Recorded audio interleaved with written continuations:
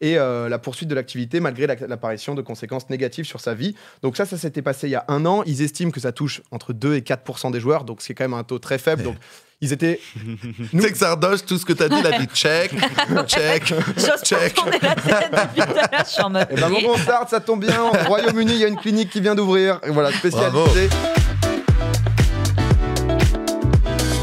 On va commencer du coup ces actus avec une très bonne nouvelle, je vous le disais, ça concerne le CSA. Vous vous souvenez peut-être de l'affaire entre Mamie Twink et LCI, où en gros, si jamais donc... c'était donc l'an dernier, ça date quand même un petit peu. En gros, ils avaient diffusé donc sur LCI des vidéos du documentaire sur la ville de Pripyat de Mamie Twink, donc en gros à Tchernobyl, pour illustrer ce qu'était le tourisme noir. Donc tout ce qui était justement les Instagrammeurs qui vont dans des zones un peu horribles et tout.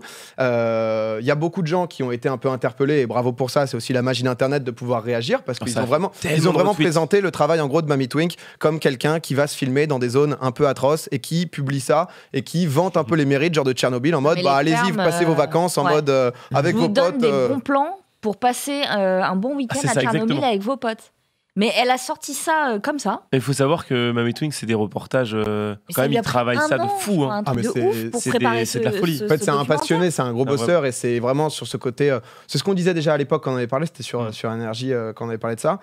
Mais c'est ce truc un peu documentaire qu'on a envie de voir aussi à la télé et tout, qui est disponible sur YouTube et c'est pour ça qu'on regarde YouTube. Mais en tout cas, le CSA donc, a mis en garde LCI. Ils ont considéré que LCI avait manqué à ses obligations d'assurer l'honnêteté de l'information, de faire preuve de rigueur dans la présentation et le traitement de l'information et de veiller à l'adéquation entre le contexte de l'image et du sujet illustré. Donc ce qui est très bien parce que souvent nous sur internet, c'est-à-dire que LCI pourrait utiliser par exemple des images de popcorn gratuitement sans aucun souci et mettre en avant n'importe quoi sans qu'on puisse rien dire. Et contrairement à ce qui va passer une image de TF1, ça m'est arrivé 2-3 fois, j'ai pris des pressions astronomiques. Donc, que toute leur image c'est ça et que le premier strike qu'ils se prennent c'est celui de Mamie Twink, c'est beau quand même. Ah non mais c'est bien, non mais ça montre comme quoi que ça met aussi des pressions et c'est beau. Il y avait le grand JD aussi dedans. Oui. Ouais. Qui est une carte de presse, faut le rappeler, il est journaliste, le grand JD. Je pense qu'en gros, ils leur ont mis un taquet sur la séquence entière. Et pareil, ils l'ont fait passer pour un mec qui donnait des bons plans à Fukushima, tu vois, tranquille, venez, avoir un troisième bras qui pousse, c'est cool. Et puis, n'importe quoi, et ça avait été hyper déshonorant, je trouve, pour les c'est une chaîne les d'info, quoi. d'info, ils font pas du divertissement, c'est vraiment une chaîne qui est censée retracer l'info et tout. Mais du coup, c'est quoi? C'est eux qui avaient porté plainte? Non, en fait, c'est le CSA, le principe, c'est que tu t'envoies des plaintes, tu saisis, justement, et là, comme il y a énormément d'internautes qui l'ont saisi, ils ont réagi. Donc ça a joué, quoi. Ça met toujours un peu de temps, mais au moins ça réagit, donc honnêtement, c'est plutôt cool. Il y a un truc qui s'était passé aussi l'an dernier, en juin 2018, c'est l'OMS, donc l'Organisation mondiale de la santé, qui avait reconnu le jeu vidéo comme, l'addiction au jeu vidéo comme une maladie mentale. C'était un truc qu'on avait beaucoup parlé, parce que forcément, nous, en tant que gamers, etc., c'est un vrai sujet. Alors déjà, pour repréciser, c'est dans certains contextes. C'est-à-dire que pour être considéré comme addict, il faut présenter donc, les 3 caractéristiques pendant au minimum 1 an. Donc c'est une grosse période, c'est pas genre t'as geeké tout un week-end, t'as pas vu tes potes. C'est une perte de contrôle, une priorité croissante accordée au jeu par rapport à d'autres activités, donc vraiment quand ça prend totalement le dessus, et la poursuite de l'activité malgré l'apparition de conséquences négatives sur sa vie. Donc ça s'était passé il y a 1 an. Ils estiment que ça touche entre 2 et 4% des joueurs, donc c'est quand même un taux très faible. Donc ils étaient... Tu sais que Sardoche, tout ce que t'as dit, il a dit check, check, check. On est la tête depuis tout à l'heure, je suis en mode. Et bon start, ça tombe bien. Au Royaume-Uni, il y a une clinique qui vient d'ouvrir. Et voilà, spécialisée dans l'addiction aux jeux vidéo. Donc c'est la première fois que ça arrive en Europe en tout cas. Les ados de 13 à 25 ans qui vont pouvoir maintenant se désensibiliser à la pratique intensive. Qu'est-ce que vous en pensez de ça? Parce qu'à l'époque, ça avait fait beaucoup parler justement sur le fait que ça a toujours été un sujet où nous, les gamers, on s'est énormément battus sur on aime le jeu vidéo, c'est un hobby, c'est pas pour autant qu'on est addict, qu'on devient malade ou autre. C'est quoi votre avis là-dessus, sur le fait que ça se développe en France? C'est pas un truc mis de côté, c'est vraiment dans les centres d'addictologie, si je dis pas de bêtises. C'est un peu au même titre que les jeux d'argent, l'addiction à ce genre de choses. Donc c'est aidé, mais c'est pas mis de côté. Est-ce que vous, c'est un truc qui vous choque, pour revenir un peu là-dessus, vous trouvez ça normal? Tout ce qui attire comme ça le temps de l'humain, forcément, ça peut avoir des dérives. Moi, j'ai participé à l'Encéphale 2019, donc congrès de psychiatrie annuel français, le truc le plus big. Au Palais des Congrès, il y avait 3000 psychiatres français réunis au truc. Qui étudiaient tous le cas de Sard. Non, mais en vrai, il y avait plein de cas différents et il y avait une conférence sur l'addictologie aux jeux vidéo auquel j'avais participé justement. C'est disponible sur YouTube, j'avais participé. Et j'avais rencontré des dizaines et des dizaines de psychiatres différents qui avaient tous des profils différents. Et le truc, c'est que Ça va juste permettre de donner de la crédibilité au travail de certains psychiatres qui travaillaient sur certains comportements d'enfants qui étaient problématiques. Mais le problème, et c'est eux qui m'avaient fait part de ça, c'est qu'il y a plein de parents qui ont des enfants qui sont pas du tout addicts au sens médicologique. Ouais.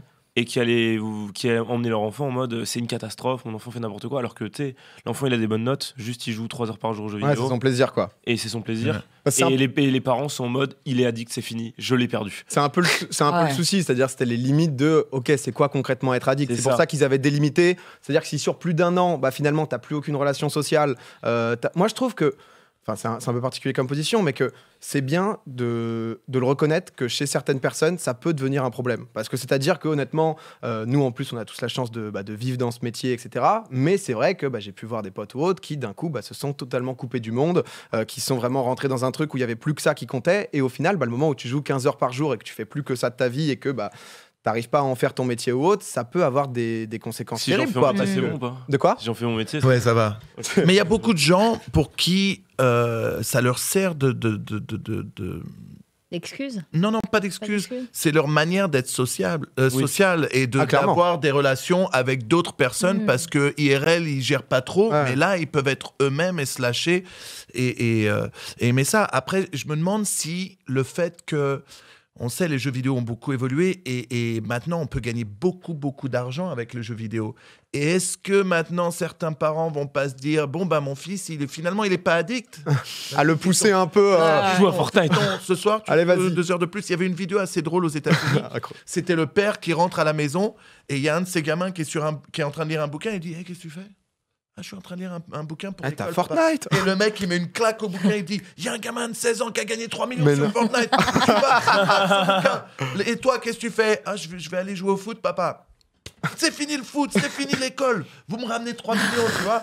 Et j'ai peur que les gens commencent à un peu partir dans ce sens-là. Et à pousser un peu. Non, il n'a pas d'addiction. Mais à penser que leur enfant Silver 3, il puisse devenir pro player aussi, tu vois. Alors ça, c'est vrai, il y a vraiment des enfants... qui sont boostés, tu vois, qui disent à leurs parents je vais devenir trop fort aux jeux vidéo, faut juste me laisser du temps. Ils sont littéralement Silver 3, tu vois. Alors, en gros, ils sont nuls à chier, pour ne pas dire les mots, et ils arrivent à faire passer à leurs parents qu'ils vont devenir pro player parce qu'ils vendent Bouga qui a gagné 3 millions, tu vois. Ça, c'est aussi une catastrophe. Après, c'est l'intéressement et tout, mais c'est vrai que quoi qu'il arrive, c'est des cadres, faut pas que ça devienne justement... faut que les parents ils comprennent ce qui se passe, quoi. La folie, mais... Voilà, c'est ça le truc, c'est aussi très important que les parents encadrent leurs enfants. Tu peux pas juste jeter tes enfants à jouer aux jeux vidéo, et faut comprendre. Moi, je suis papa et je gère le temps de mes enfants sur les jeux vidéo, et oui, des fois, ça leur casse, et tu vois, ça les emmerde que je leur dise, voilà, ça fait, c'est fini pour aujourd'hui.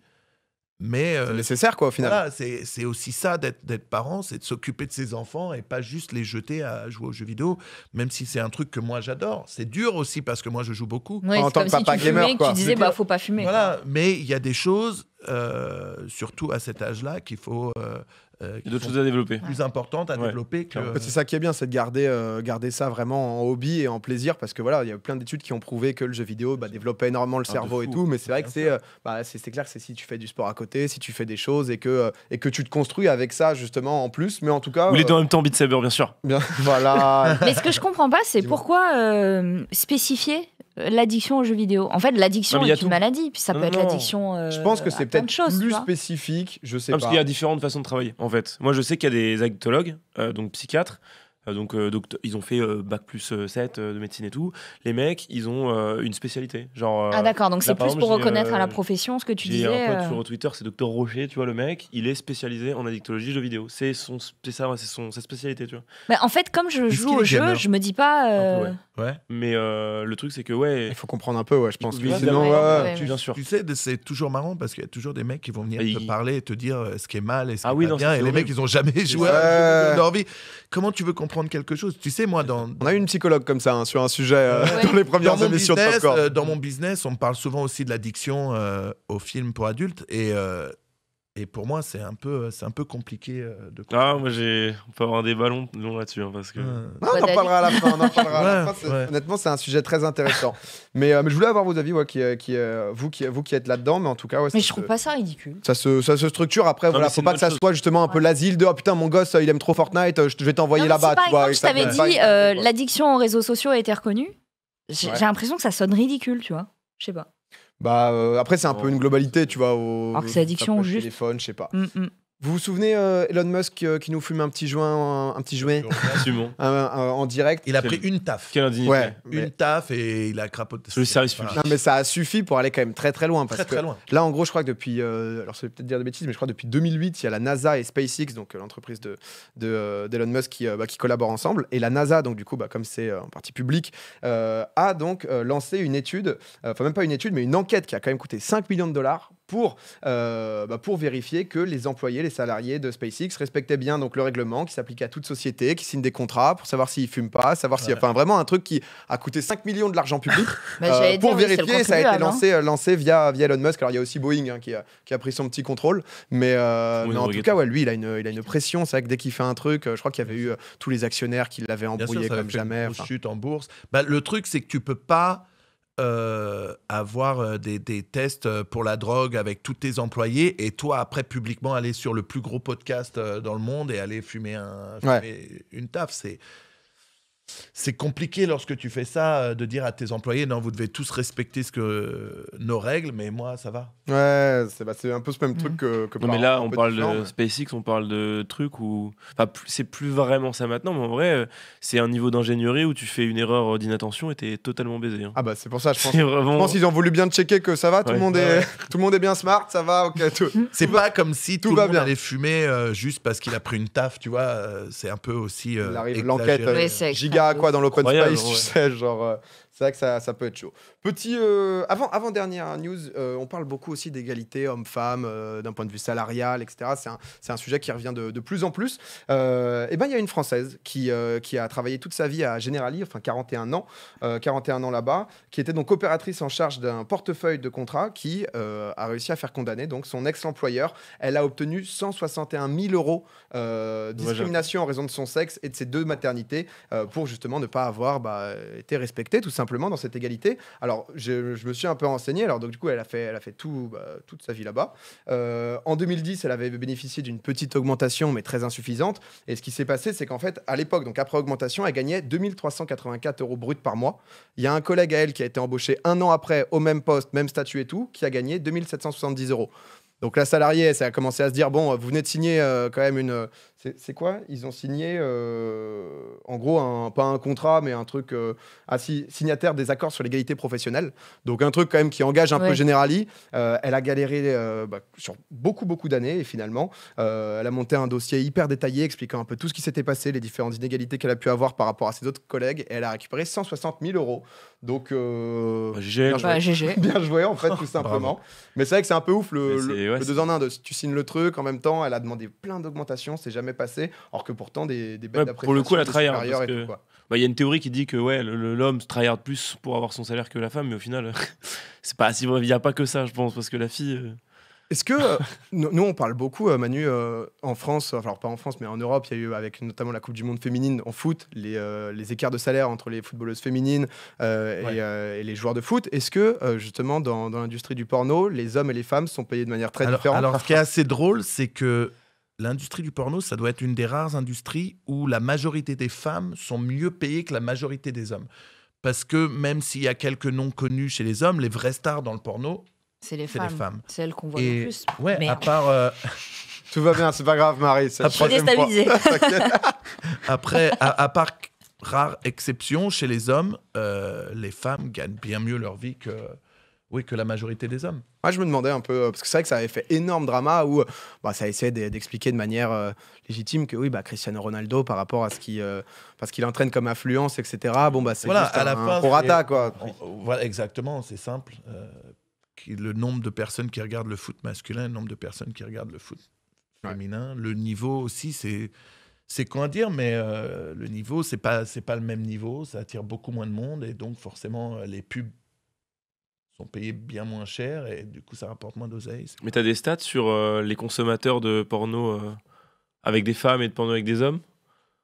Alors je connais pas vraiment les stats, mais je sais qu'il y a beaucoup plus de femmes de nos jours qui regardent du porno, mais qui osent dire qu'elles regardent du porno. Il y a toujours eu beaucoup de femmes mais ça reste une minorité porno. Par rapport aux hommes. Je suis pas sûr. Ça s'inverse un peu petit à petit. Je suis pas sûr. Je sais pas si ça s'inverse ou si ça a toujours été comme ça. Sauf que maintenant, les femmes ont moins peur de dire qu'elles regardent du porno. Elles ont moins peur de reconnaître les mecs. Ça m'arrive très souvent. Quand on me reconnaît dans la rue, c'est souvent des femmes qui me reconnaissent. C'est marrant. On aurait pu penser l'inverse. Ouais, il y a beaucoup de mecs qui me reconnaissent, mais ils osent peut-être pas aussi les mecs. Ils se disent. Ça arrive souvent ou. Des personnes qui viennent me demander des photos et femmes, hommes, c'est à peu près 50-50 quoi. Moi je me demandais si l'argent que vous gagnez, qu'une femme dans le milieu du porno est proportionnel au côté dommageable. C'est-à-dire que par exemple Mia Khalifa elle a annoncé qu'elle se mariait, tu vois. Et tout le monde, donc, tu vois, il y a tellement de tweets qui disaient mais c'est une pute, machin, etc. Enfin des termes horribles, tu vois. Genre mais si un jour elle a un enfant c'est une horreur. Enfin, et en fait, quand tu es une femme dans ce milieu, est-ce que c'est calculé, le salaire est calculé en mode, oui, tu t'exposes beaucoup, cette scène, elle est hardcore, donc forcément, on va plus te payer? Est-ce que ça peut être pensé comme ça? Pour moi, le sujet Mia Khalifa, c'est un sujet assez intéressant pour moi parce que c'est pas quelqu'un que j'apprécie beaucoup. Ouais. J'aimerais tellement te citer sans. Oui, c'est une personne qui s'est fait connaître en faisant quelque chose que je respecte pas. C'est une fille qui n'a pas fait beaucoup de porn. Elle a fait, je crois, 1 an ou 2, ouais, 5 ou 6 scènes, même pas. Elle a fait que 5 ou 6 scènes. Et l'après-midi. Elle oublie, elle oublie de dire ce genre de choses quand elle annonce le chiffre qu'elle a gagné en faisant du porno. Oui, si elle dit j'ai gagné que ça, oui, mais elle dit pas qu'elle a fait que 5 ou 6 scènes. Du coup, forcément, elle a quand même assez bien gagné sa vie. Ouais. Après, elle oublie de parler de tout l'argent qu'elle a réussi à faire grâce au nom qu'elle s'est fait en faisant cette scène immonde qu'elle avait fait dans le passé. Mais elle a gagné beaucoup d'argent, pas directement dans le porno, mais en faisant monter son nom dans le porno. Puis si c'était si gênant que ça, parce que Mia Khalifa, c'est pas son vrai nom, c'est un nom d'actrice porno. Si c'était si gênant que ça, change de nom, pourquoi elle continue Mia Khalifa, regarde une femme. Tu peux partir de zéro, quoi. Voilà. Si tu changes de regarde c'est bon, une femme que j'adore qui s'appelle Céline Tran, qui s'appelait Katsuni. Elle a arrêté le porno. Changement d'identité. J'ai plus besoin d'être appelé Katsuni. Mon nom, c'est Céline Tran. Elle a sorti un bouquin d'ailleurs. Ouais, qui est incroyable. Je vous le conseille, ça s'appelle Ne dis pas que tu aimes ça. Ouais. Et c'est vraiment un très très bon bouquin. Et voilà, je préfère une fille comme ça qui assume complètement.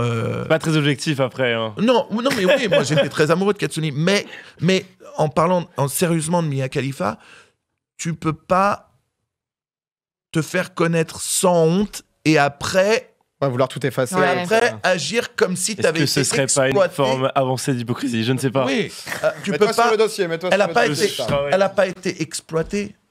Elle a fait les choses. Ouais. Elle savait ce qu'elle faisait. Et oui, après, il y a eu des répercussions, mais malheureusement, c'est un peu, malheureusement, ça vient avec. C'est pas comme le cas de, par exemple, Nikita Bellucci qui, elle a fait du porno. Après, il y a un groupe de personnes qui se sont acharnées à commencer à l'insulter, tout ça. Nikita Bellucci, c'est quelqu'un qui a très bien vécu sa carrière, qui crache pas sur le porno et qui le vit très bien. Et oui, malheureusement, il y a toujours des abrutis qui vont... Alors que toi, t'es vu comme un héros, quoi. On va pas se mentir. Les mecs te... Oui, de toi comme... beaucoup de gens, mais il y a toujours des mecs qui me considèrent comme le diable, en fait. Alors que ça doit être les plus gros consommateurs de porno. C'est ouf. C'est même pas un peu hypocrisie du truc. Mais c'est hyper intéressant en tout cas. Ça va être trop cool sur cette émission où c'est pour ça que c'est trop bien. Manu a tellement de trucs à dire que c'est mon plaisir. On divague, on parle de plein de sujets et c'est trop bien d'avoir quelqu'un de ton XP. On finit sur un sujet un peu plus léger, mes actus. C'est un truc que je t'ai vu retweeter, Sard. C'est Patrick Beau, vous connaissez peut-être plus sous le nom d'Axolot sur YouTube. Un truc. Je vois Manu, il connaît pas cette histoire. Certains doivent la connaître. Non. Ça se passe en 2013, Manu. 2013, ça se passe avec Monsieur Wei, donc du coup 2 concurrents qui attaquent donc en justice l'entreprise de Tan Yui, donc qui sont donc deux concurrents pour éviter le procès. Très simple, Tan Yui, qu'est-ce qu'il se dit? petit tueur à gages. Boum, on part direct là-dessus. Il lui propose $282 000 pour assassiner donc Monsieur Wei. Le tueur à gages, il accepte. Sauf qu'en acceptant, il contacte du coup un tueur à gages numéro 2. J'en ai entendu parler. Il a sous-traité. Cette histoire, honnêtement, est incroyable. Qui a contacté un numéro 3, qui a contacté un numéro 4. Raconte, Manu. Non, pardon. C'est pour toi, je te la laisse. Non, excuse-moi. En gros, c'est exactement ça. Où ça a enchaîné donc jusque le numéro 2 a contacté un numéro 3, le numéro 3 un 4, un 4 qui a contacté le 5e qui a accepté, et le numéro 5 il est revenu pour au final, à la fin, il avait 14 000 balles, le mec. Donc ça commençait à être c'est quand même. C'est une belle allégorie de notre société en tout cas. Et en fait, du coup, il est allé voir le Monsieur Wei donc pour lui dire de proposer de simuler sa mort tout simplement. Donc Monsieur Wei il a accepté. L'affaire est allée jusqu'en justice. Ils ont tous pris 3 ans de prison. Non, c'est mieux que ça. Ils se portent très bien. Ils ont pris une peine décroissante en fonction du numéro. Du temps, il y a 3 ans, 6 mois, 3 ans de prison, 3 ans et 3 mois, 2 ans et 7 mois. C'est stylé. C'est incroyable. J'ai trouvé ça, c'est vrai, assez incroyable. Je t'ai vu retweeter ça, je me suis dit qu'on allait le parler. Patrick Beau sur Twitter, c'est incroyable. Mais le côté, je prends le deal, mais je vais le donner à quelqu'un d'autre, mais je garde quand même un peu d'oseille. C'est un tueur à gages, mais. Et l'autre, mais tu vois, mais il aime l'oseille. Le premier, il a un beau bureau, le deuxième, il est dans la rue, tu vois. Genre, c'est vraiment. Incroyable. Mais juste le principe. C'est trop incroyable. Et t'as vu la photo, je crois, où ils sont au tribunal en t-shirt et caleçon. Mais ça, ils font exprès, c'est pour humilier. Bien sûr, mais je trouve ça incroyable. C'est la culture là-bas. Mais c'est vrai que c'est marrant, le sous-traitage de tueur à gages, c'est quand même assez particulier. Aucun n'avait un caleçon sardoche. Ça c'est. T'en as encore? T'en produis encore? Je pue pas beaucoup, mais je vends, Ouais, ça tourne.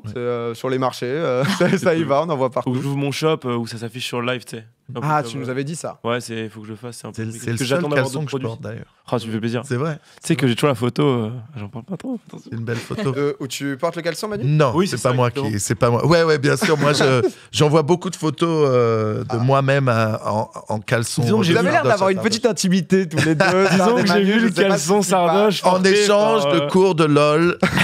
Parce que c'est mon prof, vous savez pas, mais Sardoche, c'est mon prof de League of Legends. C'est vrai qu'on a fait des games ensemble. Ouais. J'étais obligé d'abandonner rapidement quand même.